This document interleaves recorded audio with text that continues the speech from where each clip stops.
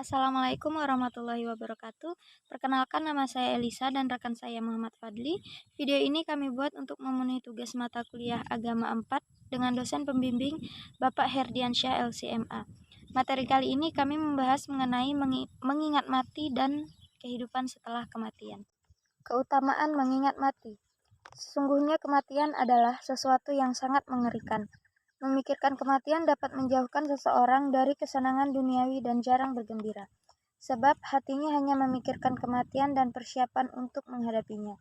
Sebaik-baiknya manusia ialah orang yang ketika mengingat kematian dengan hati yang khusyuk. Caranya dengan mengosongkan hati dari hal-hal selain kematian dan merenungkannya seperti ia merenungkan sebuah perjalanan yang akan direncanakan. Hakikat kematian. Sesungguhnya hakikat kematian berdasarkan ayat suci Al-Quran dan hadis hanyalah berpisahnya roh dan raga, bukan lenyapnya roh. Kematian merupakan suatu peristiwa keluarnya ruh dari jasad manusia. Kematian menjadi awal perpindahan dari alam dunia ke alam barzah. Roh manusia yang wafat akan tinggal di alam barzah hingga kebangkitan manusia dari kuburnya saat kiamat kelak. Adab ketika ditinggal mati sanak saudara. Jika anak atau sanak keluargamu meninggal dunia, anggap saja ia adalah orang yang lebih dulu berangkat bepergian, dan kamu pasti akan menyusulnya. Atau anggap saja ia orang yang pulang ke kampung halamannya, dan engkau juga akan pulang ke kampung halamanmu. Sebab jika engkau yakin pasti akan menyusulnya, tentu hal itu tidak terasa berat bagimu. Terkadang dianjurkan untuk berziarah kubur. Semula hal itu memang dilarang, tetapi kemudian diizinkan untuk kita. Anjuran menjelang ajal. Yang pertama itu kita dianjurkan untuk bersikap tenang dan diam, sementara lisan terus mengucapkan kalimat syahadat.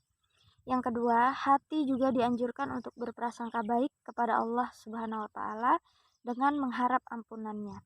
Dan yang ketiga, bersikap lemah lembut saat menuntun orang yang sekarat dalam mengucapkan kalimat tauhid, karena bisa saja lidahnya tidak kuasa untuk mengucapkannya karena lemah. Dahsyatnya sakaratul maut. Akal seseorang akan disumbat dan digoyahkan oleh sakaratul maut. Lidah akan dibungkamnya, sedangkan kaki dan tangan akan dilumpuhkannya. Warna muka berubah menjadi pucat dan kelabu. Selanjutnya, nyawa akan dicabut dari setiap uratnya, lalu setiap anggota tubuh akan mengalami kematian satu persatu secara berangsur-angsur.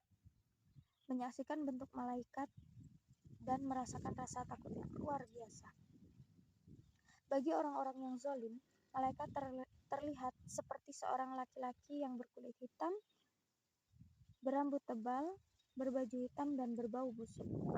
Dari mulut dan lubang hidungnya keluar api dan asap. Orang-orang yang durhaka sudah bisa menyaksikan tempatnya di neraka.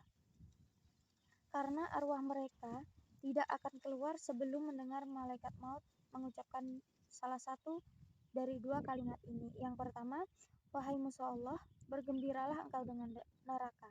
Dan yang kedua, wahai kekasih Allah, bergembiralah engkau dengan surga. Inilah yang menimbulkan rasa takut bagi orang-orang yang berakal. Keadaan kubur dan ucapan mereka tentangnya. Ad-Dahhak berkata, siapa orang yang paling zuhud? Rasulullah Shallallahu Alaihi Wasallam menjawab, orang yang tidak pernah melupakan kubur dan kehancuran.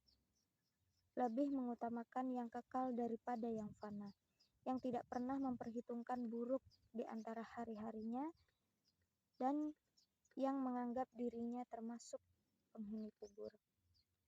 Setiap melihat kubur, Al-Hasan bin Saleh mengatakan, alangkah bagusnya bentuk luarmu, tetapi di dalamnya terdapat bencana-bencana yang sangat dahsyat. Pertanyaan malaikat Munkar dan Nakir. Rasulullah Shallallahu Alaihi Wasallam bersabda bahwa ketika seseorang telah dibaringkan di dalam kubur dan para pengantarnya telah meninggalkannya, maka dua malaikat, yakni Munkar dan Nakir, segera mendatangi dan menanyakan tentang tiga hal pokok, yaitu siapa Tuhanmu, apa agamamu, dan siapa nabimu. Azab kubur. Sesungguhnya sesudah mayit dikuburkan, ia mendengar bunyi sendal orang-orang yang pulang setelah mengantarnya. Setelah menjawab pertanyaan dari malaikat Munkar dan Nakir, kemudian mereka akan didatangi oleh seseorang yang berwajah buruk maupun tampan. Mereka adalah amalan si mayit semasa hidup di dunia. bagi orang-orang kafir. Selanjutnya ia akan didatangi oleh orang yang tuli dan buta dengan membawa alat pemukul dari besi yang sangat berat. Lalu nyawanya dikembalikan padanya dan alat pemukul itu dipukulkan dengan keras tepat mengenai matanya, sehingga suaranya terdengar oleh seluruh penghuni bumi kecuali jin dan manusia. Kemudian malaikat berseru, "Gelarkan sebuah papan dari api dan bukakan sebuah pintu ke neraka." Maka digelarkanlah 2 papan dan dibukakan pintu neraka untuknya. Nabi SAW bersabda, "Itulah azab bagi orang-orang kafir di dalam kuburnya. Allah menguasakan 99 naga untuk menyerangnya." Tahukah kalian tentang naga itu? Yaitu 99 ular, dan setiap ular mempunyai 7 kepala.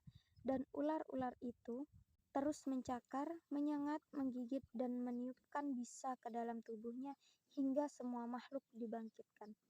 Nabi SAW juga bersabda, "Seorang mukmin di dalam kuburnya itu seperti ia berada di taman yang asri. Kuburnya diperluas sepanjang 70 hasta dan dipasangi penerang yang cahayanya laksana rembulan pada saat malam purnama." Tiupan sangkakala dan peristiwa sesudahnya. Kedahsyatan yang melebihi sakaratul maut dan azab kubur adalah bahaya yang muncul sesudahnya, yakni tiupan sangkakala, kebangkitan kembali, peristiwa perhitungan amal, pemasangan timbangan amal, melewati jembatan Shiratal Mustaqim, dan menunggu keputusan Allah Subhanahu wa Ta'ala. Sifat syafaat.